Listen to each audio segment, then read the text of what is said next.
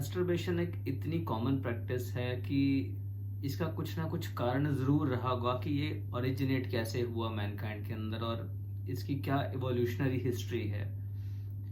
क्या ये ज़रूरी था कि क्या ये सर्वाइवल के लिए ज़रूरी था? क्या ये एवोल्यूशन के अंदर किसी प्रकार से जो प्रिमिटिव जो आदि मानव था, क्या उस किसी तरीके से उसकी हेल्प करता था? आइए जानते हैं। तो यूनिवर्सिटी कॉलेज ऑफ लंदन के अंदर एक रिसर्च की गई। उन्होंने बहुत सारा डेटा निकाला। उन्होंने लगभग 156 आर्टिकल्स उन्होंने स्टडी किए और डेटाबेस स्टडी किया। उसके अंदर उन्होंने जब एवोल्यूशन देखी, जब मैनकाइंड की, तो उसके अंदर पाया गया कि जो मैस्टरबेशन का जो ओरिजिन है परहैप्स 4 करोड़ साल पहले शुरुआत हुई होगी इसकी। तो ऐसा क्यों रहा होगा? जो प्राइमेट्स थे उस टाइम पे, ऐसा क्या कारण था जिससे कि ये सर्वाइवल में एडवांटेज मिला? तो सबसे पहले तो उन्होंने देखा कि शायद उस टाइम पे जो था कि एक सर्वाइवल जो था एक बहुत इम्पोर्टेंट मुद्दा था। जो प्राइमेट्स थे उनको सर्वाइवल के लिए तो क्या होता था कि एक ही जो फीमेल होती थी, जो प्राइमेट्स होते थे, उसको मेट करने के लिए बहुत सारे जो मेल प्राइमेट्स थे उनको compete करना पड़ता था आपस में। तो प्लस उनमें से काफ़ी जो थे वो सर्वाइव नहीं कर पाते थे, बिकॉज एक एनिमल कंपटीशन रहता था। तो सर्वाइवल के लिए ज़रूरी था कि जो ज़्यादा फर्टाइल मेल होगा वही सर्वाइव कर पाएगा। तो उसके लिए क्या एक एडवांटेज रहता होगा मैस्टरबेशन के लिए?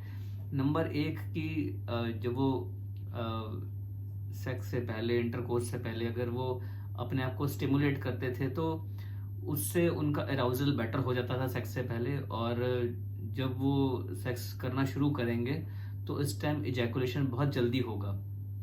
इजैकुलेशन जल्दी होने का एडवांटेज ये रहेगा कि जो दूसरे मेल्स compete कर रहे हैं उसके लिए, उसको फाइट कर रहे हैं, ताकि तो उनको उतना टाइम नहीं मिलेगा उस चीज़ के लिए।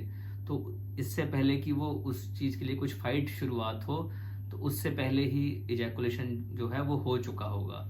दूसरा जो चीज़ था कि मैस्टरबेशन से क्या होता है कि जो पुराना स्पर्म्स है, पुराना सीमन है, वो फ्लश आउट हो जाएगा और नया जो फ्रेश स्पर्म्स और सीमन है जो कि जिनकी फर्टिलिटी पोटेंशियल ज़्यादा होगा वो अवेलेबल होगा और उससे फर्टिलिटी के चांसेस बढ़ जाएंगे।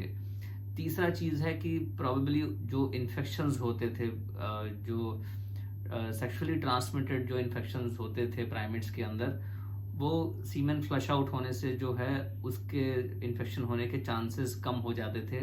ब्लैडर से या पेशाब की नली के अंदर से वो जो सीमेन जब फ्लश आउट होगा तो जो इन्फेक्शन के कीटाणु थे वो भी साथ में फ्लश आउट हो जाएंगे।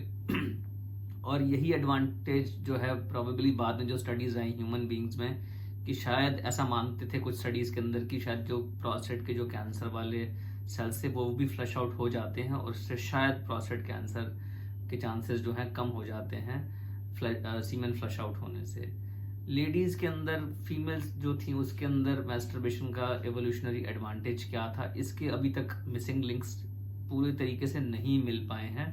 पर कुछ स्टडीज में ऐसा पाया गया कि मैस्टरबेशन से एक तो शायद उनकी लिबिडो बढ़ जाती है, और दूसरी जो एडवांटेज थी कि शायद जब उस टाइम जब ऑर्गेजम होता है तो उस टाइम कुछ नेचुरल हार्मोन्स और केमिकल्स रिलीज होते हैं जो नेचुरल पेन किलर्स हैं, वो जो है पीरियड के जो क्रैम्प्स होते हैं, जो पेन होती है, उसको कम कर देते हैं। तो ये जो एक मैस्टरबेशन जो है ये सब लोगों में पाई जाती है। तो प्रॉबेबली और ये इतना वाइड स्प्रेड था और 4 करोड़ साल पहले की जो स्टडीज थी और इवोल्यूशनरी हिस्ट्री उसमें भी अगर पाया गया है तो प्रॉबेबली कि सर्वाइवल इंस्टिंक्ट था, सर्वाइवल के लिए ज़रूरी था।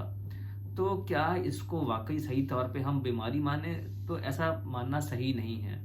मैस्टरबेशन से प्रॉब्लम शायद तभी होती है जब ये एक्सेसिव होता है और कंपल्सिव हो जाता है। मान लीजिए कि इतना एक्सेसिव कोई मैस्टरबेशन करना शुरू कर देता है कि वो एक्चुअल जो सेक्सुअल एक्टिविटी है, इंटरकोर्स है, उसको एंजॉय करना बंद कर देता है, या फिर उससे इतना ऑब्सेस्ड हो गया कि उसकी डे टू डे एक्टिविटीज़ में इंटरफेरेंस होनी शुरू हुई है कि काम डिस्टर्ब हो रहे हैं, अटेंशन स्पैन कम हो रहा है। अगर ये सब चीज़ें कम हो रही हैं तो ही masturbation as a habit problematic है। अदरवाइज अगर ये इसको बीमारी मानते तो शायद